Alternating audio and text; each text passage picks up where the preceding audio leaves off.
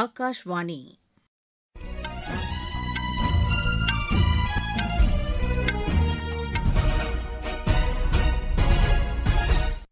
செய்திகள் வாசிப்பவர் ஜமீர் அக்தர். தலைப்புச் செய்திகள். நாட்டின் புத்த பாரம்பரியம் உலக அளவில் பெருமை சேர்ப்பதாக மத்திய அமைச்சர் டாக்டர் மன்சுக் மாண்டவியா தெரிவித்துள்ளார்.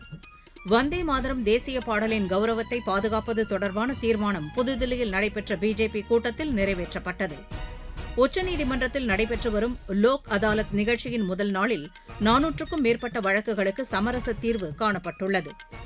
இந்தியாவிலிருந்து இலங்கை அகதிகள் திரும்ப இலங்கை அரசு மேற்கொண்டுள்ள நடவடிக்கைகளை ஐநா வரவேற்றுள்ளது. கனடாவிலிருந்து இறக்குமதி செய்யப்படும் பல்வேறு பொருட்களுக்கு 50% வரியை அமெரிக்கா விதித்துள்ளது. இனி விரிவான செய்திகள். நாட்டின் புத்த பாரம்பரியம் உலக அளவில் பெருமை சேர்ப்பதாக மத்திய இளையோர் விவகாரங்கள் துறை அமைச்சர் டாக்டர் மன்சுக் மாண்டவியா தெரிவித்துள்ளார். ஆந்திர மாநிலம் விசாகப்பட்டினத்தில் பிரிக்ஸ் இளையோர் விவகார அமைச்சர்களின் மாநாட்டின் ஒரு பகுதியாக தோட்லாகொண்டா புத்த பாரம்பரிய தளத்தை பார்வையிட்ட பின் செய்தியாளர்களிடம் பேசிய அவர், ஆயிரக்கணக்கான ஆண்டுகளுக்கு முன்னர் புத்த பிட்சுக்கள் அங்கு வழிபாடு நடத்தியதாக கூறினார். அன்னையின் பெயரில் மரக்கன்று நடும் இயக்கத்தின் கீழ் மத்திய அமைச்சர் டாக்டர் மன்சுக் மாண்டவியா மரக்கன்று நட்டார். கோர்கா மலைப்பகுதி பிரச்சினைக்கு தீர்வு காண உயர்மட்ட குழு அமைக்கப்படும் என்று மத்திய உள்துறை அமைச்சர் திரு அமித் ஷா தெரிவித்துள்ளார். சிலிகுரியில் திரு அமித் ஷா தலைமையில் மூத்த கோர்கா தலைவர்களின் ஆலோசனைக் கூட்டம் நடைபெற்றது.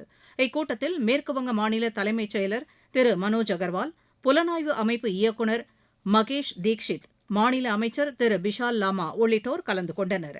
இக்கூட்டத்திற்கு பின்னர் செய்தியாளர்களிடம் பேசிய டார்ஜிலிங் மக்களவை உறுப்பினர் திரு ராஜு பிஸ்தா, இந்த கூட்டம் ஆக்கப்பூர்வமாக அமைந்துள்ளதாக தெரிவித்தார். வந்தே மாதரம் தேசிய பாடலின் கௌரவத்தை பாதுகாப்பது தொடர்பான தீர்மானம் புதுதில்லியில் பிஜேபி கூட்டத்தில் நிறைவேற்றப்பட்டது. இது தொடர்பாக பிஜேபி தலைவர் திரு நிதின் நபின் வெளியிட்டுள்ள சமூக வலைதள பதிவில், வந்தே மாதரம் பாடலின் முதல் 2 சரணங்கள் மட்டும் பாடப்படும் என்ற காங்கிரஸ் செயற்குழுவின் தீர்மானத்திற்கு கண்டனம் தெரிவிப்பதாக கூறியுள்ளார். வந்தே மாதரம் பாடலின் வரலாற்று முக்கியத்துவம் குறித்து நாடு முழுவதும் விழிப்புணர்வு ஏற்படுத்தப் போவதாக அவர் தெரிவித்தார். புதுதில்லியில் புதிதாக தேர்ந்தெடுக்கப்பட்ட கட்சியின் நிர்வாகிகள் கூட்டத்தில் இதற்கான தீர்மானம் நிறைவேற்றப்பட்டது. உச்சநீதிமன்றத்தில் நடைபெற்று வரும் 3 நாள் லோக் அதாலத் நிகழ்ச்சியில் முதல் நாளில் 400க்கும் மேற்பட்ட வழக்குகளுக்கு சமரச தீர்வு காணப்பட்டுள்ளது. விவாகரத்து தொடர்பான வழக்குகள், சொத்து வழக்குகள், வாகன விபத்து, இழப்பீடு, நிலம் கையகப்படுத்துதல், வரி பிரச்சினைகள், சேவை மற்றும் தொழிலாளர் வழக்குகளுக்கு லோக் அதாலத் மூலம் தீர்வு காணப்பட்டுள்ளது. நீதிமன்றத்தில் நிலுவையில் உள்ள வழக்குகளின் எண்ணிக்கையை குறைக்கும் நோக்கிலும் ஒருமித்த கருத்தின் அடிப்படையில் பிரச்சினைகளுக்கு தீர்வு காணும் நோக்குடனும் லோக் அதாலத் முகாம்கள் நடத்தப்படுவதாக உச்சநீதிமன்றம் தெரிவித்துள்ளது. நேற்று தொடங்கிய லோக் அதாலத் முகாமில் 16 சிறப்பு அமர்வுகள் அமைக்கப்பட்டு 600க்கும் மேற்பட்ட வழக்குகள் பட்டியலிடப்பட்டுள்ளன. ஒவ்வொரு அமர்விலும் உச்சநீதிமன்றத்தின் 2 நீதிபதிகள் முன்னிலையில் வழக்குகளுக்கு சுமூக தீர்வு காணப்பட்டு வருவதாகவும் தெரிவிக்கப்பட்டுள்ளது. பஞ்சாபில் முதன்முறையாக நவீன ட்ரோன்களுடன் கூடிய பாஸ் பட்டாலியனை இந்திய ராணுவம் தொடங்கியுள்ளது. எல்லைப் பகுதியை கண்காணிப்பதற்கு இந்த ட்ரோன்கள் பயன்படுத்தப்படும். இந்திய ராணுவத்தின் வஜ்ரா பிரிவின் கீழ் இது செயல்படும் என்று அறிவிக்கப்பட்டுள்ளது. வளர்ச்சியடைந்த இந்தியாவை 2047ஆம் ஆண்டுக்குள் உருவாக்கும் முயற்சிக்கு இளைஞர்கள் முக்கிய பங்காற்ற வேண்டும் என்று கோவா முதலமைச்சர் திரு பிரமோத் சாவந்த் கூறியுள்ளார். ஆந்திர பிரதேச மாநிலம் விஜயவாடாவில் நடைபெற்ற வளர்ச்சியடைந்த இந்தியாவை உருவாக்கும் பணியில் இளைஞர்கள் என்ற தலைப்பிலான கலந்துரையாடல் நிகழ்ச்சியில் பங்கேற்ற அவர், மக்கள் பிரச்சினைகளுக்கு தீர்வு காணும் முயற்சியில் இளைஞர்கள் ஈடுபட வேண்டும் என்று கேட்டுக் கொண்டார். கொள்கை முடிவு எடுப்பவர்களாகவும், அடிப்படை மக்கள் பிரச்சினைகளுக்கு தீர்வு காண்பவர்களாகவும், சமூக தொழில் முனைவோராகவும், தொழில்நுட்ப வல்லுநர்களாகவும் இளைஞர்கள் தங்களை மேம்படுத்திக் கொள்ள வேண்டும் என்று அவர் கூறினார். மக்களை மையமாக கொண்ட கலாச்சாரத்தின் அடிப்படையில் அரசியல் இருக்க வேண்டும் என்றும், பொதுமக்கள் பங்கேற்புடனும், வெளிப்படைத் தன்மையுடனும், நவீன தொழில்நுட்பத்துடன் கூடிய அரசு நிர்வாகத்துடனும் செயல்பட வேண்டும் என்று அவர் கூறினார். அடிப்படை மாற்றங்களை கொண்டு வருவதிலும் பொது தலங்களில் விழிப்புணர்வு ஏற்படுத்தவும் இளைஞர்கள் முயற்சி மேற்கொள்ள வேண்டும் என்று அவர் கூறினார். நாட்டின் எதிர்காலத்தை கருத்தில் கொண்டு இளைஞர்கள் ஆக்கப்பூர்வமாக செயலாற்ற வேண்டும் என்றும் திரு பிரமோத் சாவந்த் கேட்டுக் கொண்டார். இந்தியாவிலிருந்து இலங்கை அகதிகள் திரும்ப இலங்கை அரசு மேற்கொண்டுள்ள நடவடிக்கைகளை ஐநா வரவேற்றுள்ளது. இது தொடர்பாக ஐநா வெளியிட்டுள்ள அறிக்கையில், இலங்கை அகதிகள் தாய்நாட்டிற்கு திரும்புவதற்கான நெறிமுறைகளை எளிதாக்க மேற்கொண்ட நடவடிக்கைகளை பாராட்டியுள்ளது. தமிழகத்தில் உள்ள இலங்கை அகதிகள் இலங்கை திரும்புவதற்கு அந்நாட்டு அரசு சிறப்பு ஏற்பாடுகளை இம்மாதம் செய்திருந்தது.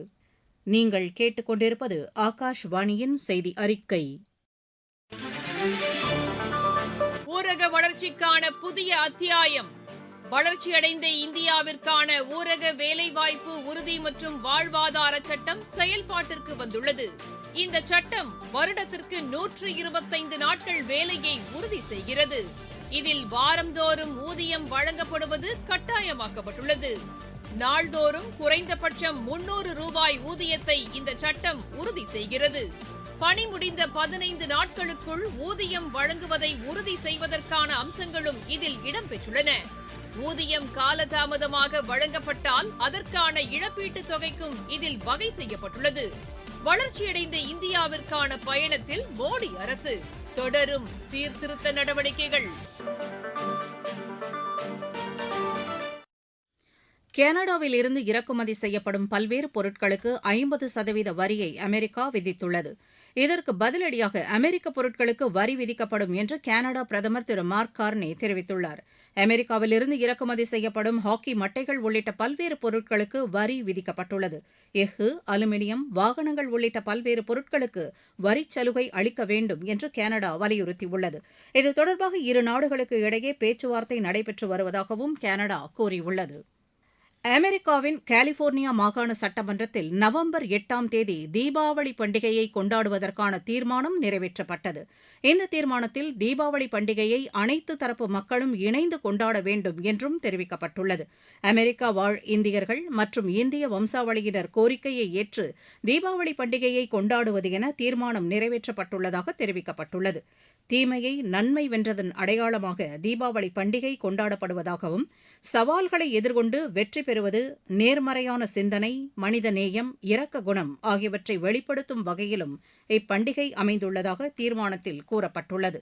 முன்னதாக அமெரிக்காவில் உள்ள டெலவாரா, நியூயார்க், நியூஜெர்சி, மாசச்சூசெட்ஸ் ஆகிய மாகாணங்கள் இந்தியாவின் சுதந்திர தினத்தை ஆகஸ்ட் 15ஆம் தேதியன்று இந்தியா தினமாக கொண்டாடுவதற்கான பிரகடனத்தை அறிவித்துள்ளது குறிப்பிடத்தக்கது.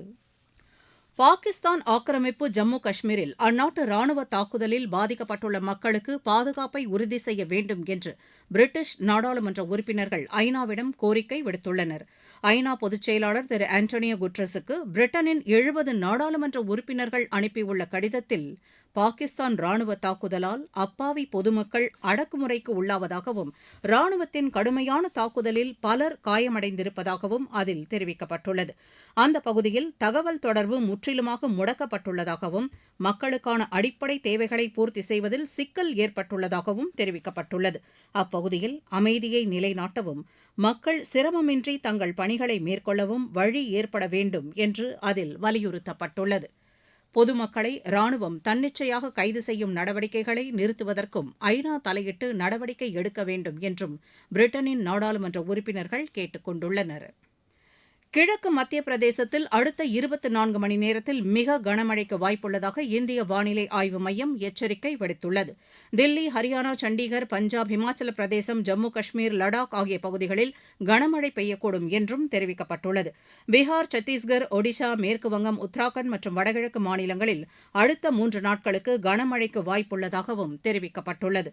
ஆந்திர பிரதேசம், கர்நாடகம், தமிழகம், புதுச்சேரி மற்றும் காரைக்கால் கடலோரப் பகுதிகளில் நாளை வரை இடி மின்னலோடு சூறைக்காற்றுடன் மழை பெய்யக்கூடும் என்றும் தெரிவிக்கப்பட்டுள்ளது. உலகக்கோப்பை ஹாக்கி போட்டியின் ஆடவர் பிரிவில் இந்தியா, நெதர்லாந்து இடையேயான ஆட்டம் நெதர்லாந்தின் ஆம்ஸ்டல்வீனில் இன்னும் சற்று நேரத்தில் தொடங்குகிறது. தமிழ்நாடு பிரீமியர் லீக் கிரிக்கெட் போட்டியில் சேலம் அணி 45 ரன் வித்தியாசத்தில் திருப்பூர் அணியை வென்றது. சென்னையில் இன்று நடைபெற்ற இப்போட்டியில் முதலில் விளையாடிய சேலம் அணி நிர்ணயிக்கப்பட்ட 20 ஓவரில் 8 விக்கெட் இழப்பிற்கு 169 ரன் எடுத்தது. 170 ரன் என்ற வெற்றி இலக்குடன் பின்னர் விளையாடிய திருப்பூர் அணி நிர்ணயிக்கப்பட்ட 20 ஓவரில் 9 விக்கெட் இழப்பிற்கு 124 ரன் மட்டுமே எடுத்தது. மீண்டும் தலைப்புச் செய்திகள். நாட்டின் புத்த பாரம்பரியம் உலக அளவில் பெருமை சேர்ப்பதாக மத்திய அமைச்சர் டாக்டர் மன்சுக் மாண்டவியா தெரிவித்துள்ளார். வந்தே மாதரம் தேசிய பாடலின் கௌரவத்தை பாதுகாப்பது தொடர்பான தீர்மானம் புதுதில்லியில் நடைபெற்ற பிஜேபி கூட்டத்தில் நிறைவேற்றப்பட்டது. உச்சநீதிமன்றத்தில் நடைபெற்று வரும் லோக் அதாலத் நிகழ்ச்சியின் முதல் நாளில் 400க்கும் மேற்பட்ட வழக்குகளுக்கு சமரச தீர்வு காணப்பட்டுள்ளது. இந்தியாவிலிருந்து இலங்கை அகதிகள் திரும்ப இலங்கை அரசு மேற்கொண்டுள்ள நடவடிக்கைகளை ஐநா வரவேற்றுள்ளது. கனடாவிலிருந்து இறக்குமதி செய்யப்படும் பல்வேறு பொருட்களுக்கு 50% வரியை அமெரிக்கா விதித்துள்ளது. செய்தி அறிக்கை நிறைவு பெற்றது.